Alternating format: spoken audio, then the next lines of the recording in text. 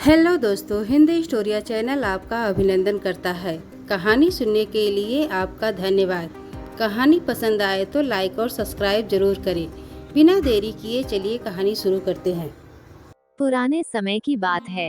एक गांव में एक जंगली सुअर घुस आया, जिसने किसानों के सारे खेत अपने पैरों तले रौंद डाले।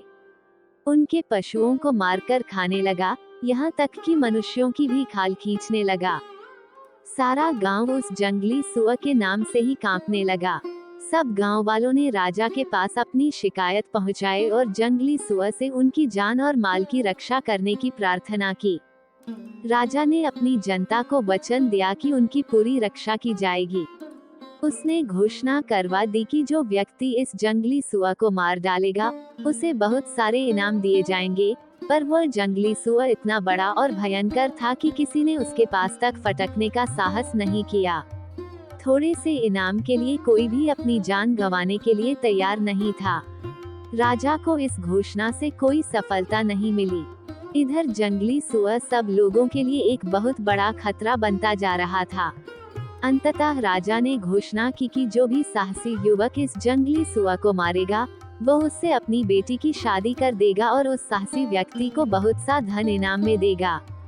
उसी गांव में एक बहुत ही गरीब किसान के दो बेटे थे। जब उन्होंने राजा की इस घोषणा को सुना तो दोनों ही उस जंगली सुअर को मारने के लिए तैयार हो गए। दोनों ही अपनी गरीबी से तंग आ चुके थे। बड़ा भाई बहुत ही धूर्त और चालाक था तथा उसे अपनी ताकत पर बड़ा घमंड था। उसने सोचा कि अगर मरना ही है तो क्यों न अपनी बुद्धिमानी और चालाकी का परिचय देकर मरें।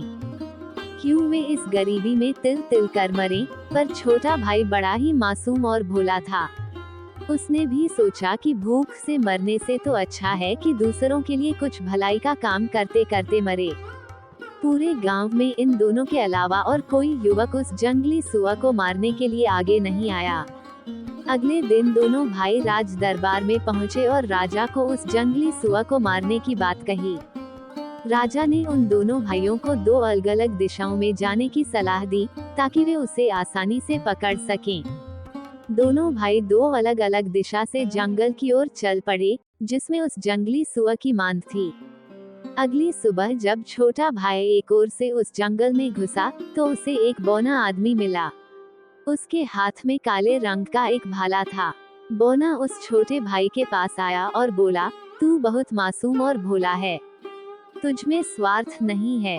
तू दूसरों की भलाई के लिए मरने को भी तैयार हो गया। इसलिए मैं तुझे ये भाला देता हूँ। जब वह जंगली सुअर तुझे मारने के लिए तेरी तरफ बढ़ेगा तो तू ये भाला उसके पेट में घुसा देना। वह इस भाले से उसी क्षण मर जाएगा और तुझे किसी तरह का कोई नुकसान नहीं होगा। छोटे भाई ने उस बौने से उसका भाला लिया और उसकी इस सहायता के लिए उसे हृदय से धन्यवाद दिया। फिर उसने वह भाला अपने कंधे पर रखा और निडर होकर जंगल की ओर चल दिया। काफी दूर चलने पर उसे वह भयंकर जानवर दिखाई पड़ा। उस जंगली सुअर ने उस लड़के को अपनी ओर आते हुए जैसे ही देखा, वो उसकी ओर तेजी से झपटा। छोटे भाई ने तत्काल वह भाला उसके पेट में घोंप दिया।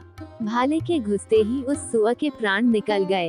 छोटे भाई ने उस बौने को मन ही मन धन्यवाद दिया और उस जंगली सुअर को कंधे पर डालकर घर की ओर चल दिया, क्योंकि उसे राजा के सामने पेश करना था।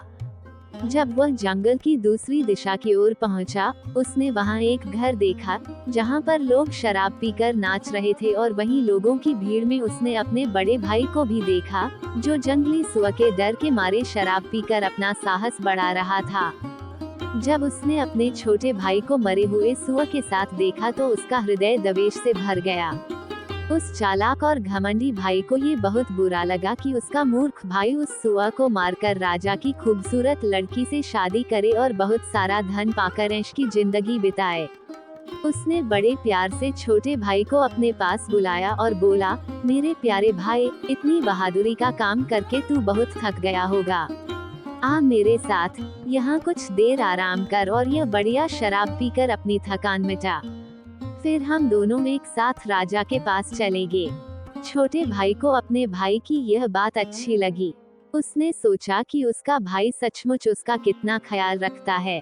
उसने अपने बड़े भाई को उस बौने के दिए हुए भाले के बारे में भी बता दिया और यह भी कि किस तरह उसने उस भाले से उस भयंकर जंगली सुअर को बिना किसी परेशानी के मिनटों में ही मार डाला। बड़ा भाई अपने छोटे भाई को देर तक शराब पिलाता रहा। जैसे ही अंधेरा हुआ, उसने अपने छोटे भाई से वह जंगली सुअर लेकर अपने कंधे पर डाला और उसका हाथ पकड़कर अपने साथ ले चला।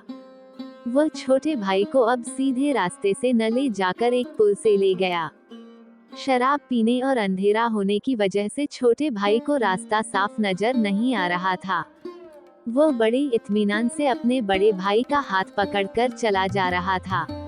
जब बड़ा भाई पुल के बीचों बीच पहुंचा तो उसने अपने छोटे भाई को पुल से धक्का दे दिया। बेचारा छोटा भाई तैरना भी नहीं जानता था, अतः वहीं डूबकर मर गया। बड़े भाई ने पुल से उतरकर उसे पानी से निकाला और नदी के पास ही उसकी कब्र खोदकर वहीं दफना दिया। बाद में उसने वह जंगली सुअर अपने कंधे पर रखा और सुबह होते होते राजा के दरबार में पहुंच गया। उसकी बहादुरी से खुश होकर राजा ने उसे बहुत सा धन दिया और शीघ्र ही अपनी बेटी से उसकी शादी करने की घोषणा कर दी। जब कई दिनों तक छोटा भाई वापस नहीं आया तो उसके माँ बाप ने तथा गांव के अन्य आदमियों ने उस छोटे भाई के बारे में पूछना शुरू कर दिया। बड़ा भाई सभी से कहता, कहीं उसे उस जंगली सुअर ने मेरे मारने से पहले ही खत्म तो नहीं कर दिया था। अगर वह जिंदा होता तो अब तक जरूर वापस आ जाता। सब लोगों को विश्वास हो गया कि उस छोटे भाई को जरूर उस सुअर ने मार डाला होगा, मगर भगवान की नजरों से तो कुछ नहीं छुप सकता। सच्चाई तो एक न एक दिन सामने आ ही जाती है। कुछ समय बाद एक गडरिया अपनी भेड़ों को उस पुल के पास चरा रहा था। तभी उसे वहां पर बर्फ की तरह सफेद एक हड्डी दिखाई दी। उसने सोचा कि वह इस हड्डी से एक अच्छी सी बांसुरी बना सकता है। चूंकि उसे बांसुरी बजाने का बहुत शौक था, उसने वह हड्डी उठा ली और उसमें चाकू से छेद करने लगा। उसी समय वह हड्डी गाने लगी, ओ प्यारे गडरिये, तू मेरे पास आ, मेरी हड्डी को बजा। मेरे भाई ने मुझे मारा, इस पुल के नीचे धकेला, उस जंगली सुअर के लिए, उस राजा की बेटी के लिए। गडरिये ने जब ये गाना सुना तो उसने गांव में जाकर यह बात गांव वालों को बताई। तब गांव वालों को बड़े भाई पर शक हुआ, शायद इसने ईर्ष्या के कारण अपने छोटे भाई को मार डाला है। गडरिये ने सोचा कि अगर मैं ऐसी बांसुरी राजा को भेंट करूं, जो खुद ब खुद गाने लगती है, तो राजा मुझे बहुत इनाम देगा। ऐसा सोचकर वह उस बांसुरी को लेकर राजा के दरबार में उपस्थित हुआ और सबके सामने अपनी बांसुरी को गाना गाने को कहा। बांसुरी ने अपना वही गाना गाना शुरू कर दिया। जब राजा ने ये गाना सुना तो उसे महसूस हुआ कि बड़े भाई ने जरूर धन और पत्नी के लालच में अपने छोटे भाई की हत्या की होगी। राजा ने अपने लोगों को पुल के नीचे खुदाई करने पर लगा दिया और उन्होंने जल्द ही कंकाल को निकलवा लिया। दुष्ट भाई ने अपना अपराध कबूल कर लिया और उसे पानी में फेंक दिया गया। मारे गए भाई की हड्डियों को गिरजाघर में एक खूबसूरत कब्र में दफना दिया गया। इस कहानी से हमें ये सीख मिलती है कि भाई भाई के रिश्ते में विश्वास और प्यार की नींव होती है। जब ये दोनों तत्व मजबूत होते हैं तो रिश्ते में मजबूती और एकता बनी रहती है। लेकिन जब ईर्ष्या, प्रतिस्पर्धा या असुरक्षा का भाव आ जाता है तो ये रिश्ते को कमजोर कर सकता है। सच्चाई हमेशा सामने आ जाती है, चाहे उसे छिपाने की कितनी भी कोशिश की जाए। बुरे कर्मों का फल अंततः बुरा ही होता है।